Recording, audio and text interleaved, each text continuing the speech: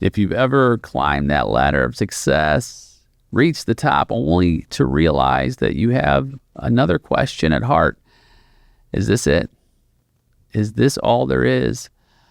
Well, I've asked that question myself, and that sent me on a journey of faith. I've invited a dear friend, longtime friend, amazing human being, Reuben Arcaya, on the show. And we're going to unpack it. We're going to unpack the journey, faith, family, and man, I'm Dr. Nate Salah, and this is a call to leadership. Have you ever been in a situation or situations where no matter how hard you tried, everything seemed to go wrong?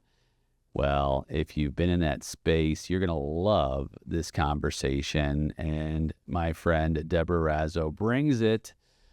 She's got massive life experience as a single mom, as a real estate investor, just clawing to make ends meet. Then massive car accident, battling cancer, you name it. She has experienced it and has come out with a massive intentional faith that is not only endearing, but inspiring. Can't wait for you to listen in. I'm Dr. Nate Salah. This is a call to leadership.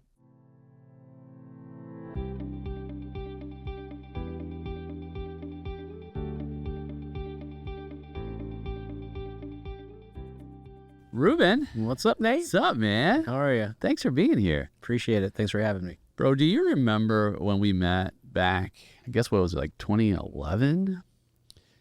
During the Clearwire days? I do. I remember our first meeting in Vegas, and we had dinner at Texas Day Brazil.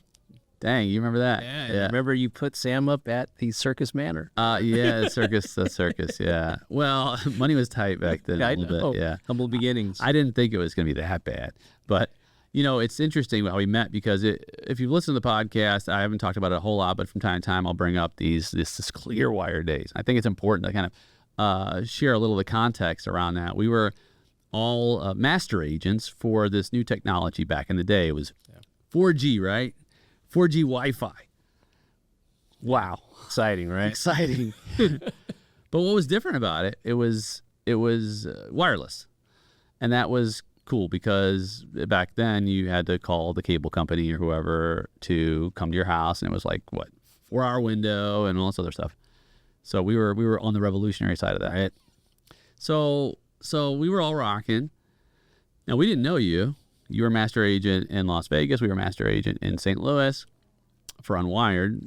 And you experienced the same challenges we were experiencing, right? What were some of those challenges you were facing? Oh, yeah. You know what? It was definitely a challenging time, it was hey, let's partner with this mysterious master agent over in the Midwest, and let's join forces and, hopefully we could trust each other enough to partner with each other and provide resources and talent to, grow your business together, right? Yeah. Yeah. And over one dinner, decide to do business together. And yeah, no doubt. We were doing the same thing. We were thinking, who are these guys? Well, just to back up a couple steps, Clearwire was changing their model because at first it was amazing because we had lots of sales, and then we had the biggest issue that came up was in-home coverage. So of course you buy this box and you plug it in and you have Wi-Fi anywhere you want, which is great. Problem is, if you're on one side of your house or the other side of the house, you may have different levels of coverage, right? So generally what people do is they just send stuff back if they don't like it, especially if it's new tech. Like, oh, this stuff doesn't work, I'm going to send it back. Well, then you have churn. Now, churn, when I first signed on with Clearwire, I looked at all of their records and saw about a 3% churn rate. I said, 3% is not bad. It's acceptable. Well, after the launch and all of this product return, we were looking at about 30 to 33% churn. Now, Reuben, you and I are both numbers guys. Oh, yeah. That's horrendous, right? It's a good way to go bankrupt. Yeah, quickly. I remember getting a negative $15,000 commission check And I told Sam, I was like, bro, yeah, this is not sustainable. Right. You don't have to have an accounting degree to realize that it wasn't sustainable. So then Clearwire says, okay, we know that we're having these problems. We've got this run before we close all of our stores, and they had a plan to sell to Sprint essentially. So we had a very short window, and I want to say it was like, gosh, 87 days, something crazy. Like, it was a small window. And they're like, oh, by the way, so here's what happened. So at first you had $1 million of marketing per city they were launching. They made that go away. They had spiffs they were giving you for your rent for going to new markets. That went away. They had pretty amazing commission structures that they cut down, which went away. And of course, then you had the high churn.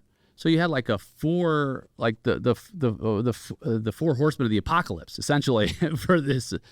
So then we had the opportunity to partner with another master agent. Well, if you partner with another master agent, you can possibly reach the top tier of the commission, and we'll let you run all of our stores. You pay the people, all of our inline stores, right? You remember all that. So then they tell us, so there's this Vegas group that we're thinking that you'd be great to partner with because you're both, you guys both knock it out of the park, and you got your business together. And like, okay, well, what are their names? And like, well, one guy's last name is Arcaya, another's Louisa, other. Then you got a Marlowe, Castillo. I'm like, are these mobsters? Yeah, Are these, they're from Vegas. Are these gangsters? These are all gangster names. Yeah. That's how we came into it, Yeah. But hey, it's a blessing, right? Yeah. I mean, you look at it 15 years later, and here we are. No, 100%. And I even, when we first met, I even told Sam, I said, amazing guys. I don't know how the future will hold, but as long as we stick together somehow or another, well, there's going to be a lot of great things we can do together. Absolutely. Yeah. I knew that from day one, and here we are. Absolutely. Here we are. I'll tell you what, it was what an amazing experience it was, though, right? You really learn about yourself, a lot about yourself when you go through those real trying times, right? It was a great experience for myself. Yeah. You really learn a lot about what you're really made of when you go through those real trying times in your business life. Really difficult, but man, you know what you're made of when you learn to work through those challenges. You have no choice. Yeah, it was amazing. It was amazing. And I mean, I had to sell my house. We almost filed bankruptcy. It was a huge change For sure. for us as a family. At the same time, because people ask you, like, okay, if you had to do it over again, would you do it? And maybe in the moment, I'm like, no, I don't want to do it. But on the other side of it, I'm like, yeah. I'm not scared of anything, I'll tell you that. Right? Yeah, absolutely. It prepares you. Sure. Struggle muscles. Yeah. That's the thing. That's the thing about these trials we face and these struggle muscles that we're building. Like, would you have the same struggle muscles if you didn't face the trials? No. Absolutely not. No. Absolutely not. And I wonder how relatable you'd be, like to people who are getting into entrepreneurship. I had a buddy when I was in school, and I was finishing up my doctorate, and he was getting ready to start a business, and he said, I've got my father-in-law has a business, and he knocked it out of the park day one. It's like, but I really can't talk to him about it because he knocked it out of the park day one. It's like, I need to talk to somebody who's been in the dirt, Yeah. the trials. Yeah. Because that's what most people face. Right. All right. Who hits a grand slam first time out in business and then just rocks? I mean, it's the rare occurrence. Sure. Most of us are slugging it out. And that's like what makes you, I think, in a lot of ways, real and accessible and being able to share in that struggle. Sure. So tell us about your, in terms of, since we're on the subject of struggle muscles and growth, through that trial, what do you think some of the biggest takeaways you had were with business? My biggest takeaway is I think my level of determination, right? I'm 5'7", but if you measured me with my chip on my shoulder, I'm probably 10 foot tall. You know, I think that's my biggest thing is no one's going to work harder than me. Nobody. And, you know, like I said, my chip on my shoulder is huge. Everything that I do, my determination and my laser focus, almost to the point where it becomes like overbearing when I get focused on something. My level of determination, it's just crazy. It gets overbearing for everybody. That's how bad it gets when I decide that if I want to get something done, it becomes problemsome for everybody else. That's how bad I want it to accomplish something sometimes. So I think that was my biggest takeaway when things were so bad at that point in time. Because you had to succeed. And if you didn't, everybody else, you know, failed.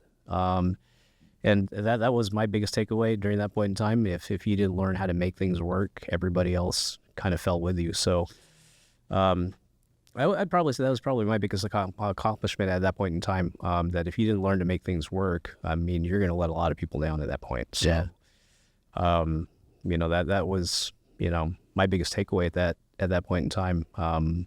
Just learning how to, you know, come out on the other side of the tunnel and get through the light is, you know, learning to win with what you own. Because if you didn't, you know, a lot of people, you know, your family, your business partners, everybody that counts on you was going to, you know, feel, you know, the repercussions of you not succeeding. So, man, that's strong.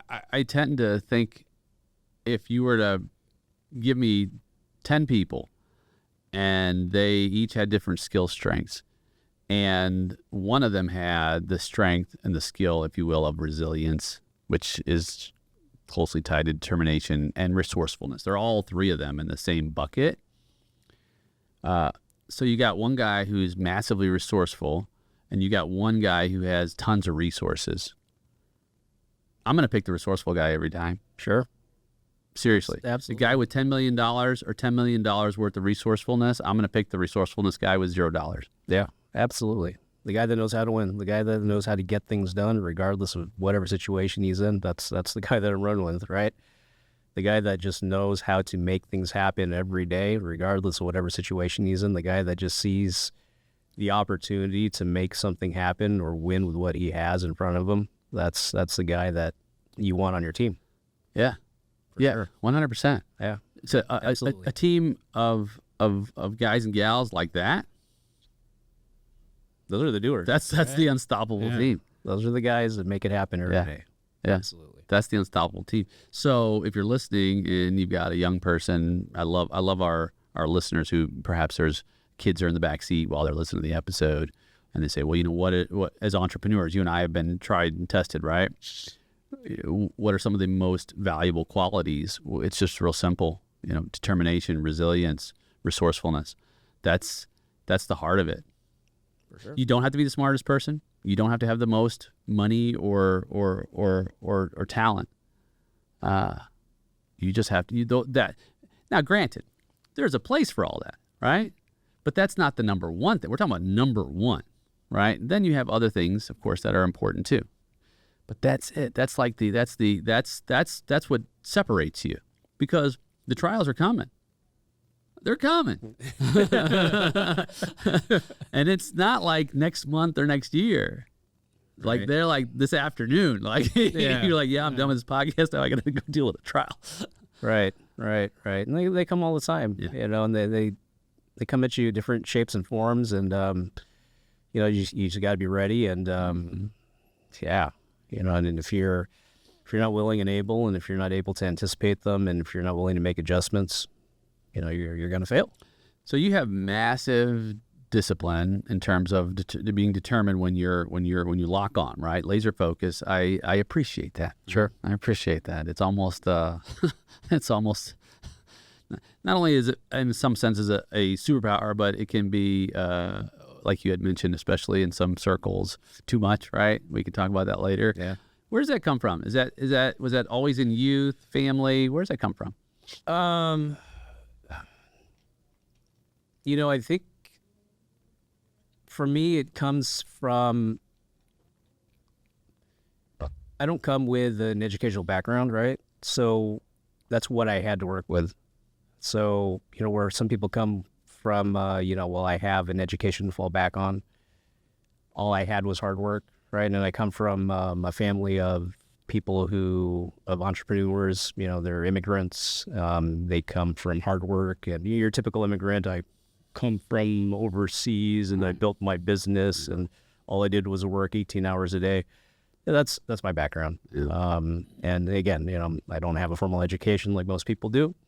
So School of Hard Knocks. yeah. Yeah. So, street smarts. Yeah, you went That's to me. school. You went to school. Yeah. So, that's one thing that I did have is I proved myself by working next to college educated people, and I outworked them.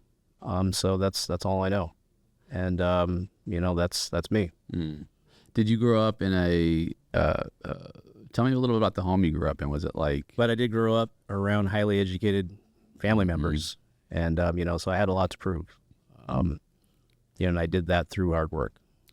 were you encouraged to go through higher education? Oh, absolutely. Typical Asian parents, right? Yeah. Yeah, absolutely. My dad was a lawyer. My mom was head of nursing in the Philippines. So yeah, I mean, absolutely. So what was the like? What was it? Come on, we're going down this hell. Yeah, we're going down this road. We're going down this That's road. fine. Yeah. No, look, when my parents passed, they were very proud of me. Yeah. I was very successful. Very successful. When they passed, they were very proud of me. I had a lot to talk about, and from what I've accomplished in my business life. Even my corporate life. Compared to my peers and their with their educational statuses and where they've accomplished, and from what I was able to accomplish in my corporate life, I think I did fairly well. And that's because I chose the right mentors. I worked hard, and I surrounded myself with the right people who would guide me through those ranks. And I hit my glass ceiling. And there's a point in time where I just didn't want to be there anymore. So I went on my own, road, and decided to do my own thing outside of that. But it was sorry, I didn't mean to get off topic. Just kind of strayed there a little bit. But it was different. My family life. So they encouraged you to go into higher education, as I would understand from a lawyer and I tried. someone in nursing. You gave it the old college try. I guess you'd say, right? Wasn't for just me. wasn't for you. No. Now when you were growing up, tell me about were your parents both working? Were your mom and homemaker? What was this life like? Was they it worked. They both worked. They both worked. were full-time workers. Yep. And siblings. I have a sister, older sister. She continued her education. She's typical American. She did Yeah. higher ed. Yeah, she's got her. She went back to school. Finished her degree too. She's in IT. So, but yeah, my parents, highly educated, came to the States, opened their own businesses from restaurants to small businesses. I can't say that they had their most successful businesses, but they've provided for the family. But typical small business owners, they worked 16 hours a day and owned their own house. And, they did their thing. Typical American dream. Yeah. Right? Now, did you have what was the spiritual life like at home? Do you guys go to church or? Oh yeah, they were original founders of the American Filipino Baptist Church in Portland, Oregon. Original founders. Yeah, original members. Members, yeah. So they helped to They helped plant that church. Yeah, they did. Very religious people. I grew up in a very religious household. You did. You smile. Yeah. What was give me some examples of what very religious looked like? Bible thumpers. Yeah. Yeah. It is what it is. Yeah. It was. They were very, very, very religious people. They loved their religion. Yeah. Very strong believers. Yeah. Yes, they were. So did that have an effect on you growing up in terms of like your moral compass, or you thought, well, this is for them, it's not for me? Yeah, I grew up in the church. Did it have effect on me? Yes, it did. It wasn't anything negative. It was also positive. I had your typical upbringing in the church, church every Sunday. They did their best to instill values in my life all the way up until I hit my very rebellious, stages in my early teens, late teens. Definitely strayed away from the church in my, 14, 15 year, ages, and then, off to the races it was for me at that point, right? And, definitely had a hard time connecting after that. And, where I am right now, point in time. Yeah. So, yeah, here I am. Well, then you got married. Well, how long have you been married? Forever. Forever. Yes, married forever. When did you meet your spouse and where? I've known my spouse forever. Yeah. Since we're, in our late teens. Okay. I've been married for 22 years-ish. Love my wife. Love my wife forever. Best thing that's happened to me. Now she's strong in her faith. She right? is. Yeah. She is. Funny thing is, my wife was raised a Catholic. I brought my wife to church, and now she's the strong Christian, right? Raising my kids in the walk with the Lord. My kids are stronger Christians than I am, and I'm very proud of them. So they're doing their thing, and again, I'm so happy for them that they're finding their way. I've had the blessing to peer into your life with your family and seeing the adoration of your loved ones for you, and it's very touching. It's not something that I see that you've ever tried to force, but just providing, right? Providing for them, not just financially, but providing in many ways. I'd like to talk a little bit about family, because the family of the entrepreneur is it's a very interesting type of family, right? Yeah. Tell me about some of the values that you've held on to, perhaps from your own upbringing, or those that have maybe had some alterations as you started becoming a father and a husband.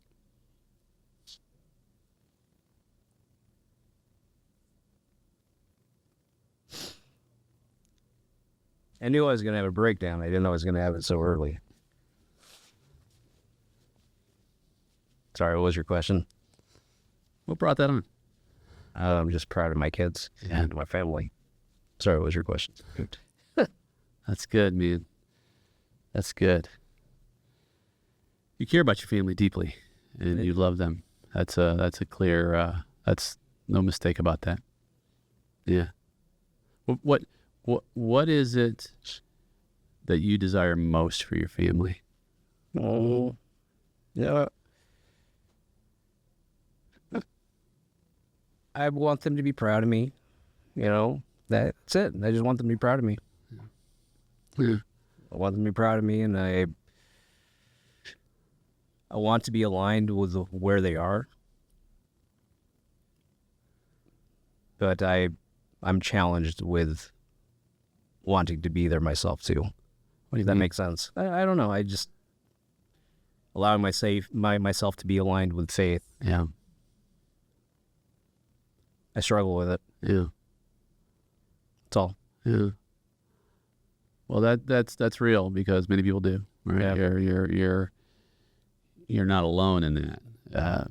It's my son would say when he was young. He'd say, "Dad, I wish God would just speak to me." I do. Yeah. Come meet me. Yeah. I do. Yeah. And yet, there's a component that requires that word, faith, right? There's a component that requires us to believe in what we can't physically see or hear. And even though I don't understand it all, there's got to be a reason for that. There's got to be a reason for that. And it's got to be a good enough reason to go through this process, or the journey itself. And sometimes I think it's a lot of things that we've turned away from, that we need to realign and say, you know what? I am going to walk in faith and just go where the road takes me, with no preconceived notions, no worries about being wrong, being laughed at or made fun of or any of that. Just believe as if. And then take that step and step and step. And then look back. Because like a life to me without faith is an empty life. You know, we've had success, right? Okay, you got more stuff. Then what? Right? Yeah. It's like, okay, right, I'm going to take this roller coaster ride or rocket ship or whatever it is and take it where it takes me. I mean, that's why we're here. Right? Sure. That's why you're here. Because we had a conversation about that. Right? Yeah. It's like, hey, there's got to be more. And so that's the journey. And that's the thing about Jesus. He's like, okay, think about his disciples, Reuben. And, okay, these guys were with him. And they're like, the first thing he says is follow me. That's the first thing he says. He doesn't, by the way, he doesn't show them any miracles.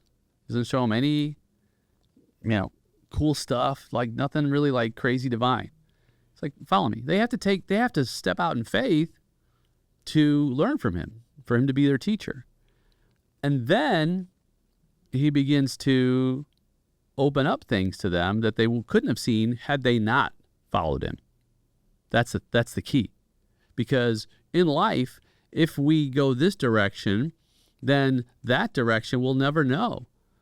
We'll never know what we could have experienced. So what Jesus is saying, look, roll with me, and I'm going to show you an experience that you'll have never been able to experience without it. So then he begins to unroll things that, like when you read the Bible, you're like, you've seen the story so many times, but like in the moment at the time, if you really truly believe that what was written actually did happen, that's the other piece, right? But it's interesting because like some of the stories, they're told in the way that you would expect people to react. Like, for example, like Jesus walking on water. Like, this is like something that you're like, this is like, if you saw somebody walking on water, your jaw would be dropped. I mean, you'd be like, dude, am I seeing things? What is that, right? Am I hallucinating? And that's what the responses are in the scripture. And then what does Peter do? Peter, like, he gets out of the boat. So, like, okay, he's representative of a certain kind of, like, faith. And then what happens? Well, he sees Jesus, and then he takes his eyes off of Jesus, and then he sees the waters, and he starts to sink. And then, of course, Jesus, the beauty of it is he grabs him and he picks him up and takes him to the boat. Whether or not you can look at that story as symbolic, you can look at it as metaphorical, you can look at it as it actually happened. Any way you look at it, there's one truth that is illuminated from that story that is undeniable. That when we are simply looking at all of our challenges and struggles and everything we're facing in the world, we're going to sink. We're going to sink purpose with purpose. We're going to maybe sink in terms of our relationships, our relationship with God, our family, our community, our business. But when we keep our eyes focused on Jesus, is what we're saying here. Like, you know what? I'll be able to walk on water. Again, it may be a metaphorical water, whatever it might be, but it's the kind of water that I want to walk on because, like, man, that's the life I want to live. And I'm willing to take that risk. I'm willing to take that risk to see where the road takes me. Sure. And I think that you made that commitment too. You're like, You know what? I'm willing to take that risk. Let's see where the road takes us. Right. It's a good road to take. Yeah. So you've been, since we opened it up, we've been working together, and you've been on a you've been as you said, you're a very determined person. So now you're determined to walk, and that doesn't mean that like a light switch flips, right? That you're suddenly like, oh my goodness, I'm holy, I'm pious. Of course, one of our challenges is to be holy, of course, in our community, right? Our G3 Grow Give Go. And the be holy means to be set apart, right? Be set apart for a divine purpose that's beyond ourselves, consecrated, illuminated. And a couple things that we've been working on, I'd love to share it with our listener, is one thing that you said, hey, basic stuff. Like this doesn't have to be like massive shifts in our faith. They're incremental. And one area you're like, Nate, I could use a little more patience. Interesting. The idea of love in the scriptures, 1 Corinthians, is when Paul talks about love, we call the love verses. You hear it all the time, and at weddings, is love is patient, and then love is kind. It's the very first. I don't think he did it on accident. I think he did it on purpose. Let's talk about that. How impatient were you before we took the challenge to really start having patience as an act of faith?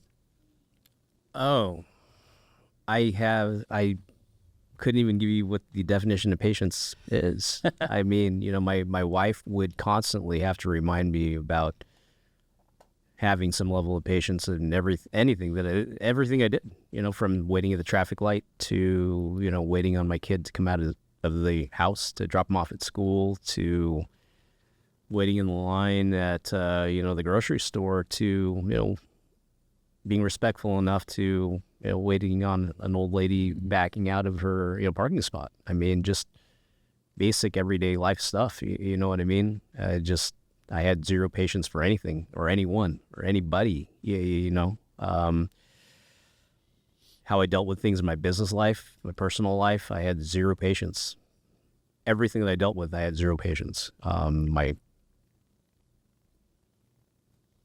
team members, people that reported to me at work, how I dealt with my family members at home, my kids, my wife, nobody received any patience from me. Zero. Wow. Everybody that I dealt with I had zero patience for. And is that because you had an expectation? I think it was habitual. Mm. Just everything that I did was done with some level of purpose. You know what I mean? I think maybe that just carried over from my business life, that everything was done with a sense of urgency, all the way down to when I go to the grocery store, I run through the grocery store within 5 minutes. I mean, literally, I get my grocery shopping done with a sense of urgency. Everything I did was with a sense of urgency, was with a purpose. It's craziness.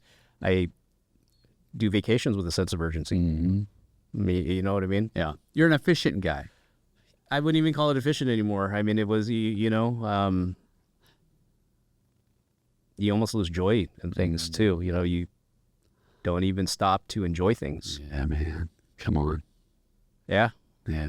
I think that's the downside of things too, when you're so locked in on things sometimes that you lose sight of some of the more important things. That hits me.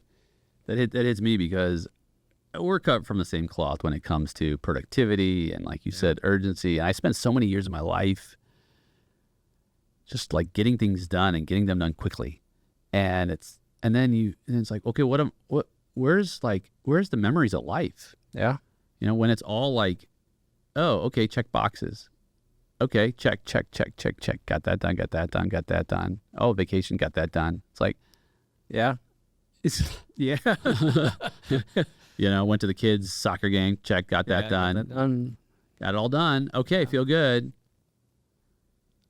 But I don't feel good. Yeah. Yeah. Because like you said, there's no real joy in it, because what's the memory, right?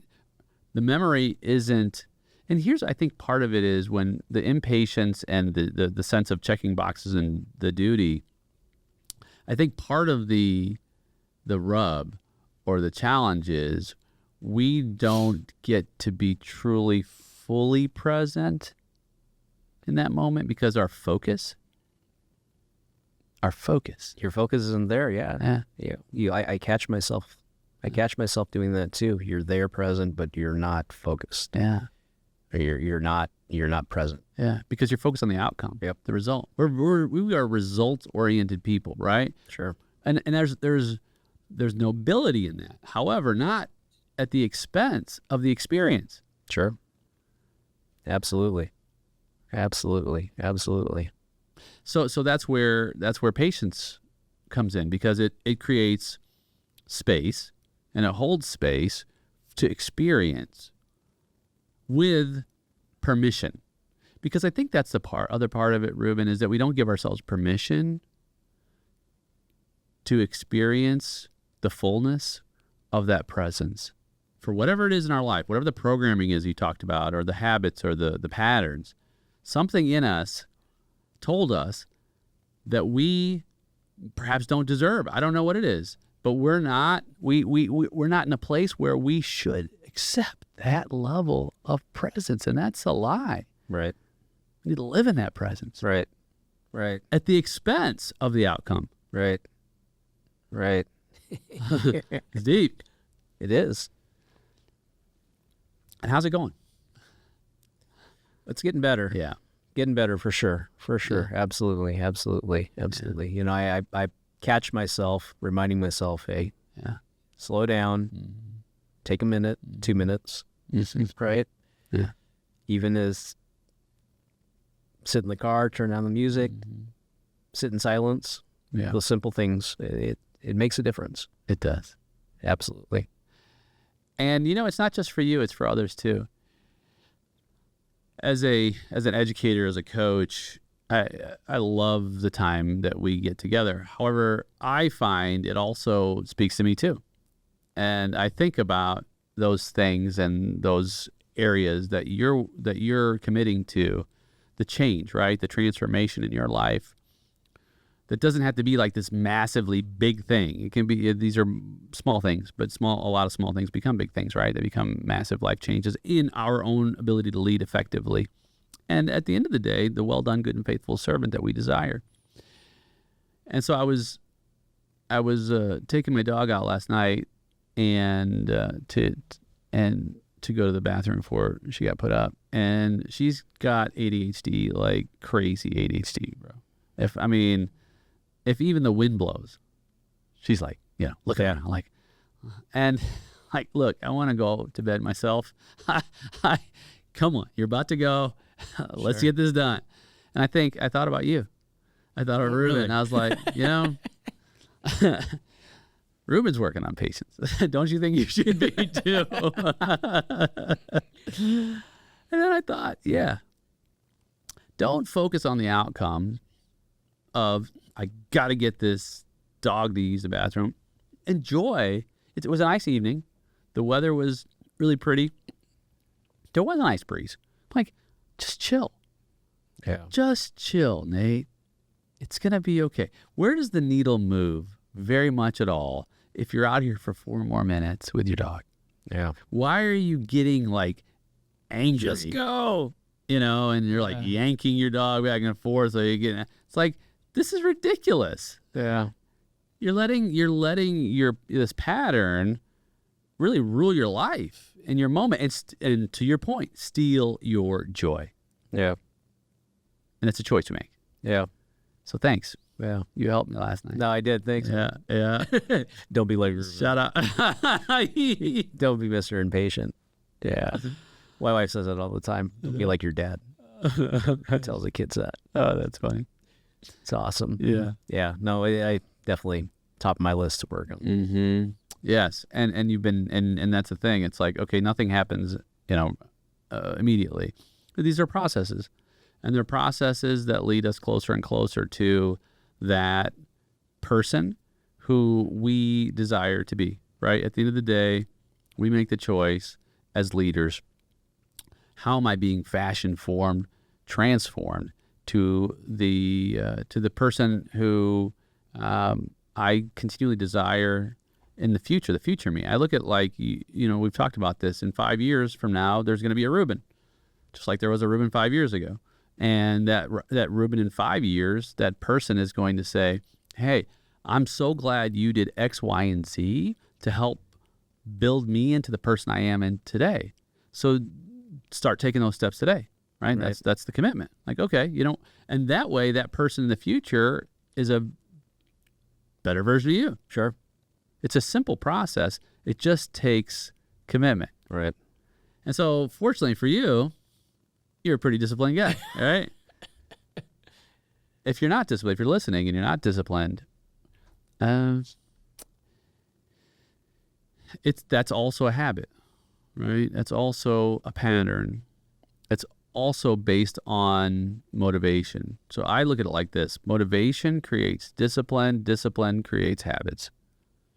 So once you've identified really what truly motivates me, then that creates a discipline. And then that discipline, once it's executed over a certain number of times or a certain period of times, it just becomes a habit for you, right? I'm on this meal thing, and I know you've been working on some physical health too, right? We've got 4 pillars in our community: spiritual, mental, physical, and financial health. And so I've been working a lot on the physical pillar, and I'm in a program that is like cuts down on a lot of the junk. And of course, just clean, super clean, but not just eating, sleeping, supplements, all of that, super, super clean. Stress levels, walking, all that. And I'm in month 2. And for me, it's not as much getting there, it's staying there. That's Right. the thing. I've gotten there so many times in my life. Triathlon, marathon, all that, sports all my life and whatnot. It's staying there. And I thought about it. It's a 6-month commitment in this program. It's actually a year, but you do 6 months and then you make some shifts in the other 6. I was thinking about it, I was like, because it's been said that habits, it takes about 30 days to change a habit. I was like, maybe it takes a little longer. Right. Yeah? Yeah. Maybe there's something to this 6 months to a year deal. Because if I'm like locked into something for a year, man, I'm really a different person.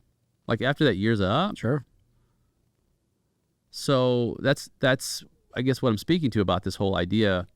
If you're listening and you're like, I don't have that, well, put a plan together and stick to the plan for that year and watch transformation in your life. Right. Yeah.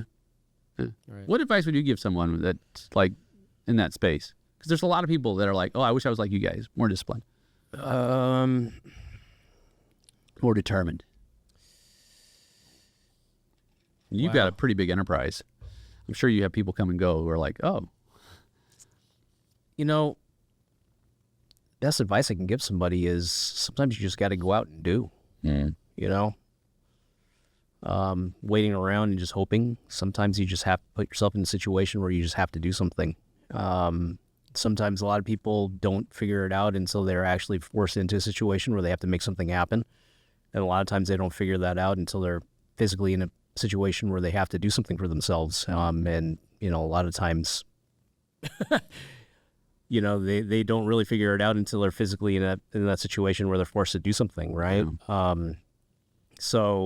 And then that's unfortunate, or they don't figure that out until they're in that situation where they have to make something happen for themselves, right? Mm-hmm. So, my best advice is if you really want to figure it out, you have to just go out and do something for yourself. Yeah. One way or another, some level of change. I believe that if you try to make some level of change for yourself, you're going to have some level of elevation. Mm-hmm. One way or another. That is kind of the best advice that I can give you. Yeah. If you are trying to make some level of change, try to do something, because 0 is still 0. Bro, huge. Little, you think that advice that's gold, because some people just don't even step out and do, right? Like step out, because then you will find what motivates you. You'll find what you're determined for. You will find it if you continue to search. And really the first step is getting out of bed. Yeah. Right. Getting, shutting down the CPU and actually doing, or whatever it might be, or maybe it's on the CPU. It doesn't matter. The point is experience it. Yeah. Try some things. Try something. Because, at our worst situation, when we talk about Clearwire, we were really forced into a really bad situation. That's where we found out what we were really made of, because we were forced into that situation, right? But like I said, some people never get to that point, so they don't know. Right. But I believe that if some people just, like my own personal faith, you try to make some level of change, something is going to happen, good or bad, right? You're going to figure something out. But if you don't attempt something, nothing's going to happen. Yeah. And that, again, that's just some level basis of change for yourself. Try something different. Well, I applaud you for recommitting and reconnecting with your faith, and I applaud you for sharing about this idea. And I love it. I love the saying, battleships are safe in the harbor. Sure. But that's not what they were made for. That's what it's made for, right? Yeah. Get out there and start some level of fight for yourself. That's right. I love it. Yeah. Thanks for being here, man. No, I appreciate it. Thanks for having me. I'll have you back. Let's hope so.